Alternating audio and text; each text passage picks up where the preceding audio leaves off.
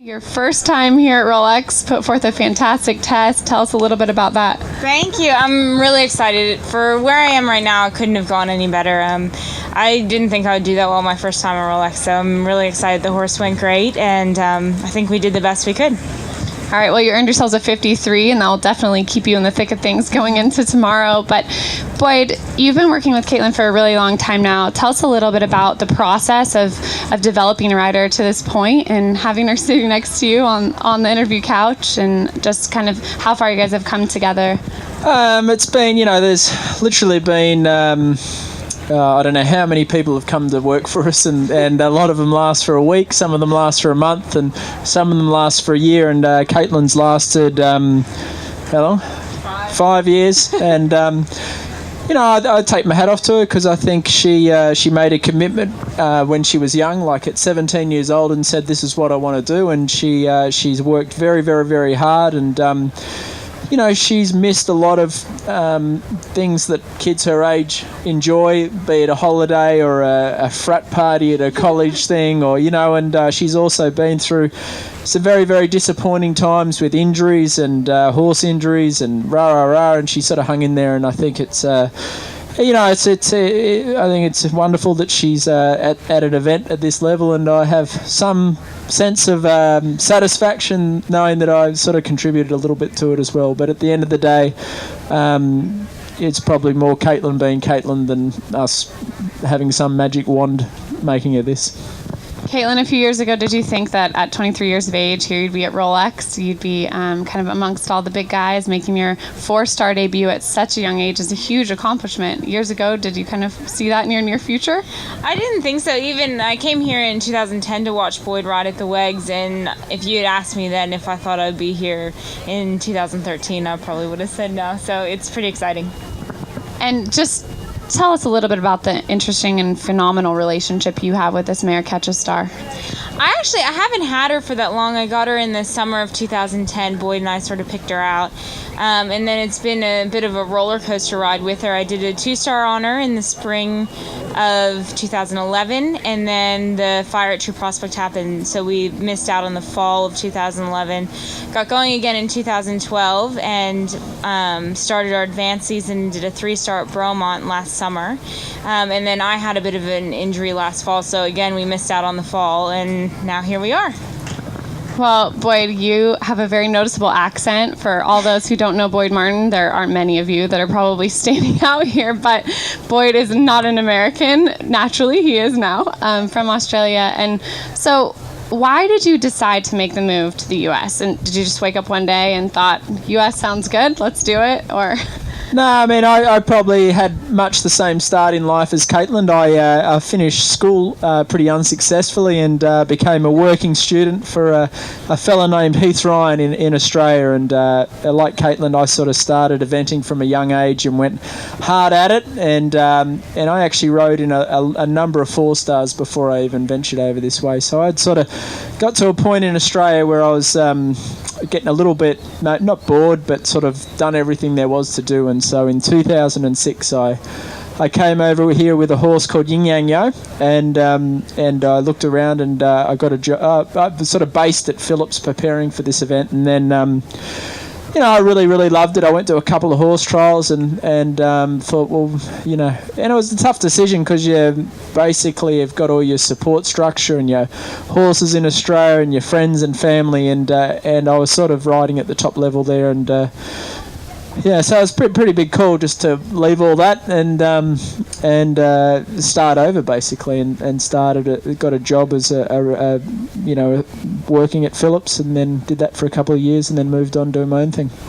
Well, you did really well incredibly quickly, obviously being a member of that 2012 Olympic team and all of your other success over here in the U.S. Your wife, Silva, is incredibly accomplished as well herself. So was it your idea to come here, or did she kind of play a pivotal role in that, or who kind of said? No, I mean she's German, so she moved to Australia, and the dressage scene in Australia is a bit like the eventing scene in Australia, where there's some very, very good horses, very great riders, but it's a little bit I don't want to say primitive, but you're just so far away from everything. So I think she was also ready to try dressage in the United States, just thinking it might be a little bit closer to the excitement of big competition. So it was sort of a fun thing to do with a partner. It probably would have been harder just to do by yourself. Well, we often see Silva ringside giving Boyd tips of advice, and Caitlin, you as well. How influential is she in your guys' riding, and how much does it help maybe having a person who's so accomplished in dressage that you're comfortable with on a daily basis? She's extremely influential in our riding. I can't thank her enough for everything she's done for us leading up to this event, and all the time. She's at the farm all the time. If we're at a show and can't ride our good horses, she's able to work them on the flat while we're away. She teaches us day in and day out and really spends hours and hours of time with us, so we're really spoiled by her. Well, a little bit about your background, maybe, Caitlin. What kind of family did you come from? Was it one that was a horsey family, or maybe not so much? My mom rode as a kid, not competitively, but she sort of rode for fun, so I definitely got the horse bug from her. And I come from a family of 4 kids, and the 3 others don't ride. They like the horses, but they didn't pick up the riding. It was just me. And Boyd, maybe some other people who were influential in your career early on, and obviously you're very instrumental in Caitlin's success so far, so some people who made a difference for you. I was pretty lucky. I was from a sporting family. Both my mum and dad were quite sporty. They were Winter Olympians, so that was a huge help in my upbringing, because there was definitely encouragement to lead towards professional sports when you were growing up, where I think other kids that the father's an accountant and the mother's a lawyer, it's a bit harder to try and convince them that you're going to do horses for full time. So I was a little bit ahead there, and I came across a guy in Australia when I was young called Heath Ryan that was borderline crazy, and but a very, very enthusiastic person that I was drawn to when I was 17 years old, and he was a workhorse, a very talented rider and a great horseman, and I moved into the bunkhouse at his farm with 13 other 17-year-olds, and it was very, very hard work, and but I really, really loved it. I couldn't sort of sit still and do a job where you have to concentrate on a computer screen or whatever. So, and he was a great guy. And then obviously when I got to America and connected with Philip Dutton, that was a huge turning point as well. And obviously with the dressage, like Caitlin, I'm very, very fortunate to be around a person that's a specialist day in, day out. All right, and the horse you have here this year, tell us a little bit about that horse. It says Rolex debut. You've been here successfully many times, but tell us a little bit about him.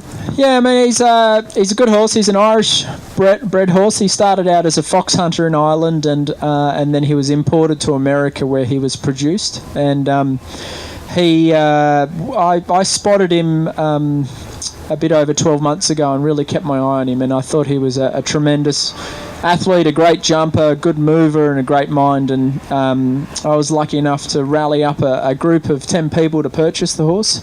So I don't know him very well because I've only been riding him for a year, and he is young. Like, I think he's the youngest horse in the field. He's only 9, and at this level that's a big call. But he's a magnificent horse, and I think in the future he's going to be as good as I've ever ridden. So, on that course out there, any particular complexes that you think might challenge him more than others?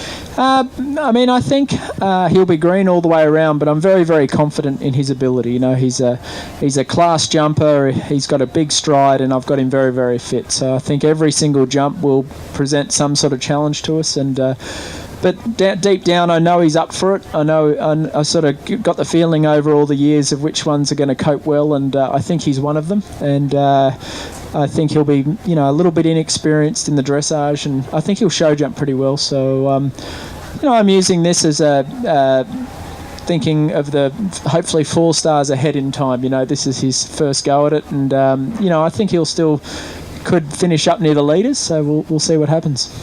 And how do you think that the first time someone does a 4-star, obviously it's a huge changing point in their careers, but for all the horses you've ridden or the riders that you've worked with or yourself even, how are they different after a 4-star? I mean, no matter how it goes educationally.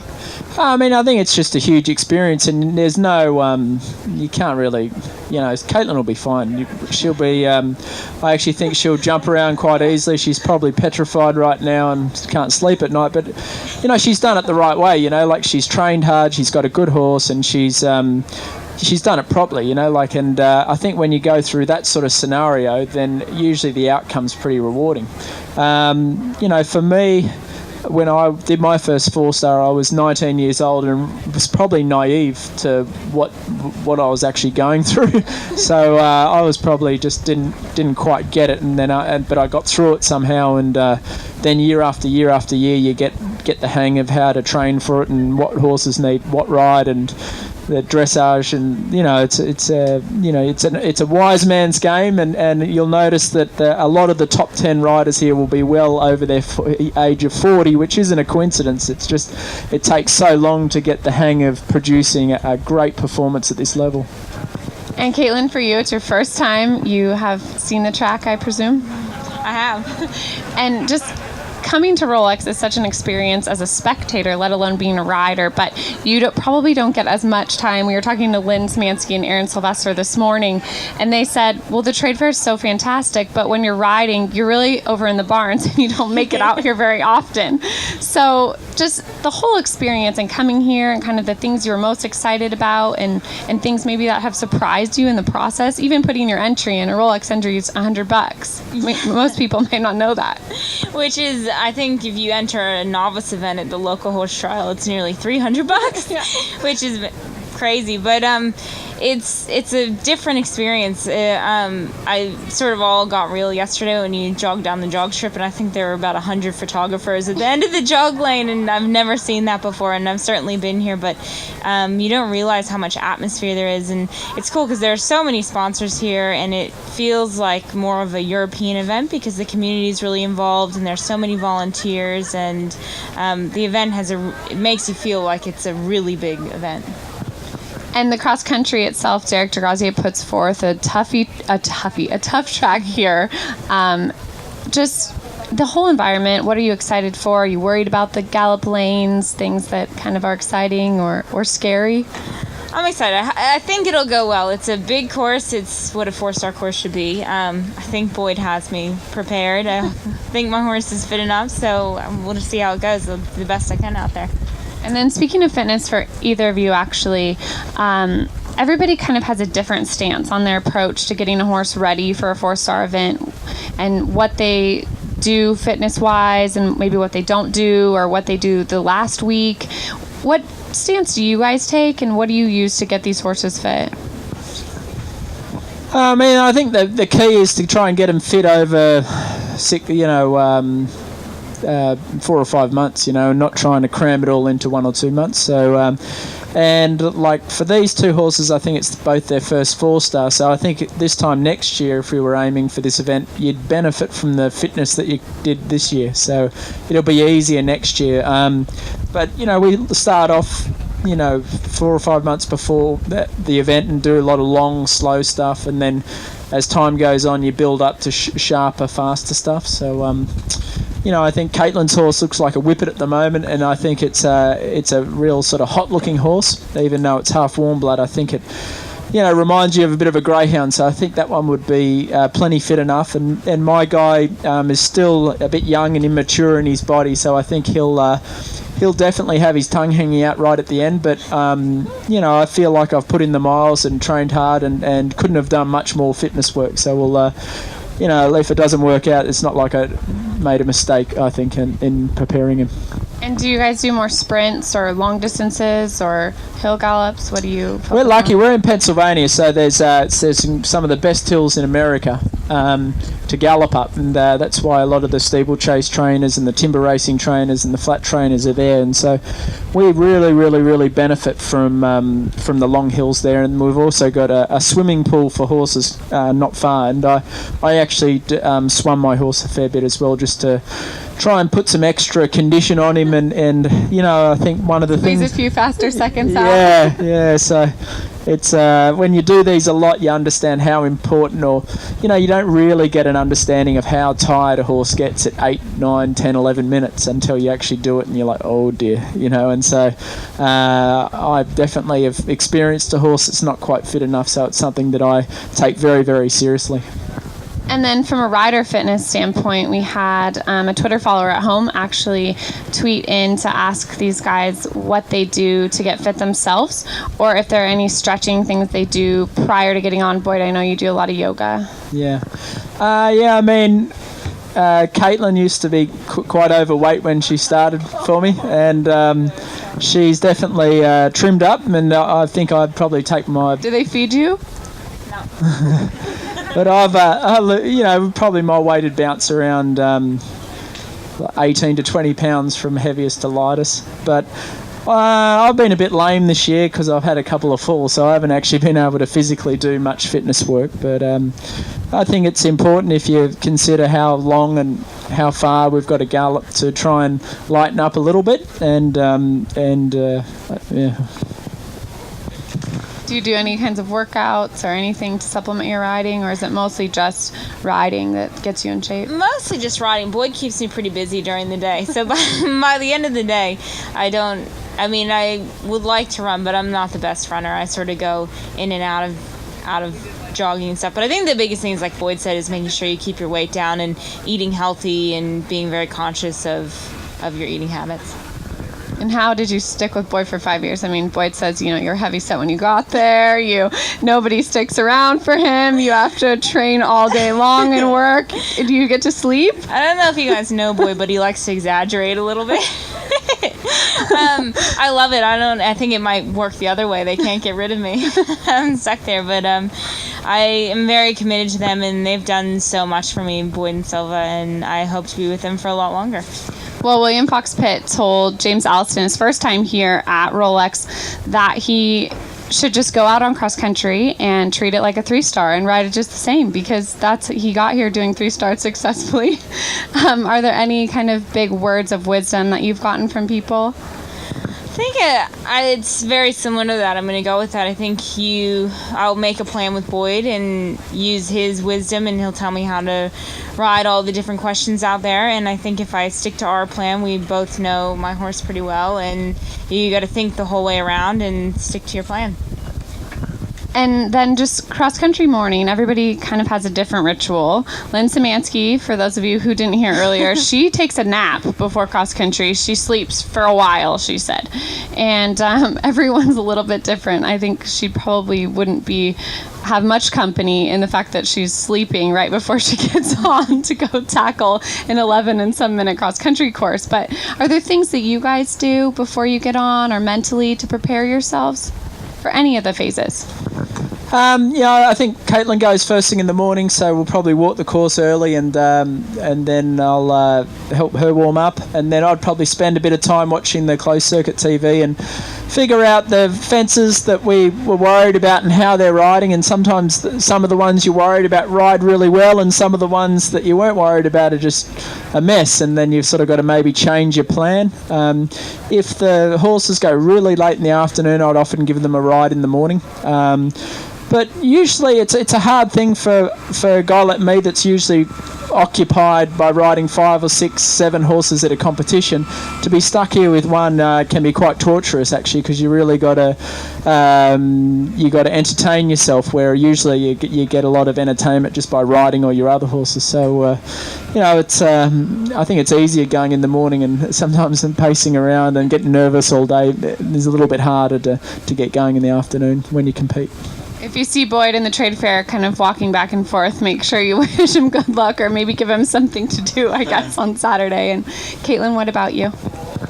I say the same thing that Boyd said. I try and keep busy. Fortunately, I am going in the morning, which I'm pretty happy about, because if I go in the afternoon, then you sort of spend all day getting nervous, and you watch different things ride different ways, and then you start questioning your plan a bit. So like Boyd said, I think we'll go out and walk the course early and then head to the warm-up, because I go only a couple horses in, and have him there in the warm-up to keep me busy and keep an eye on how things are riding, and off we go.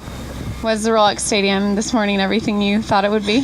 It was. It's really big in there. I mean, I walked around in there last night, but when you trot in, I had a moment where my mare almost looked up into the stands, and Silva said right before I go in, "Don't you dare let her look up." So, quickly kept her head down and rode the test. All right, well, there's lots of fans here today. Anyone have a question for Boyd or Caitlin? Come on, come forward. Yep.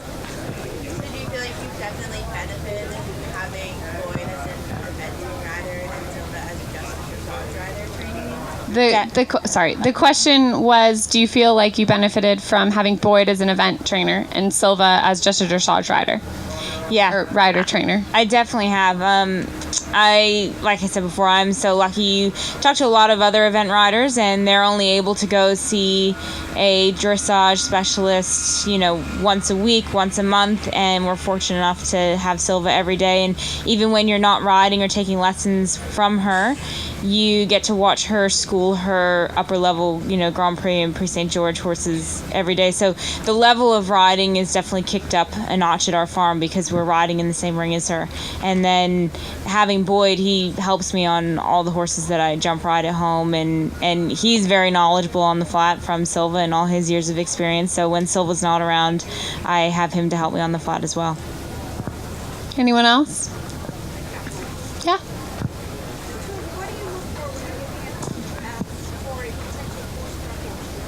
Okay, so the question was, what do you look for when you are looking for a potential 4-star horse? One that can jump high, one that can gallop. It's got to be sound.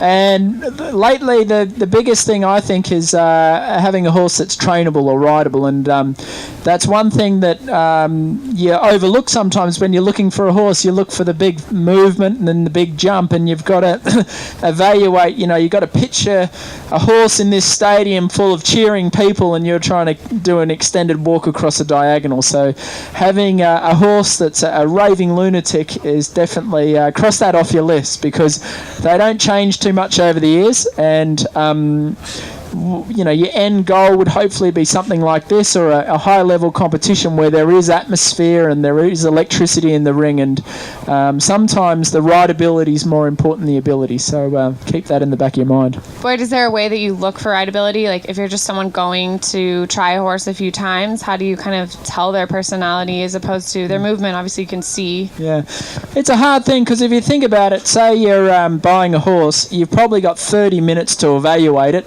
and there's a bit of pressure there because the person selling your horse staring at you, and then your trainer's there, and then your mum's there videoing, and your boyfriend's there talking to the rider's groom, and it's hard to bloody concentrate on what exactly, if you like the horse or not. And one thing I say is what you see on that day is usually what you get. So if it's a hot horse that's jogging when you're asking it for walk, it's always going to jog, If it has 3 rails down when you're trying the show jumping, it's probably going to have 3 rails down. If it changes lead behind in the canter when you're doing dressage, it's probably always going to do that. And try not to get baited into the idea that the person selling it to you is a really ordinary rider and you're going to change it, because you can only improve them, you can't change them.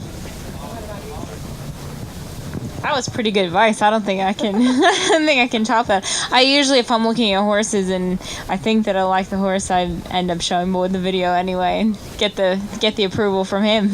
Is there an age, a specific age, if you're looking for a 4-star horse, maybe longer term, that you'd want to get that horse at? Would you prefer it to just be broke or have a little bit of training, or? I think it depends. It depends on what you're after. It's certainly much harder to find a horse that's going at the 4-star level or at the advanced level or even the intermediate level, because usually if they are for sale and they're available, there's a reason why they are for sale. If they're good and they're going well, generally people aren't selling them. So it's definitely easier to buy a younger horse that hasn't done as much. Any other questions? Buy Irish. Well, by Irish. Just some advice from the crowd. Yes? Any advice for young riders? The question was, any advice for young riders? Riders coming up through the ranks, you mean? Yeah, like Teenagers? Advice for teenagers? Yeah, like if you're a young teenager and you want to be a big time rider, forget going to university or college, because that's the biggest destroyer of professional riders in this country, of a young rider that looks brilliant and then they go to university for like 3 or 4 or 5 years and then they try and come back to it. It never works. Aaron Sylvester and Lynn Smansky and I actually talked about this morning. They both graduated from college, but there are only a handful of them here who did. I think there's 5 or 6 riders at Rolex who competed and went to college. So the odds are against you a little more, but it is possible for all the moms out there freaking out right now because Boyd just said that.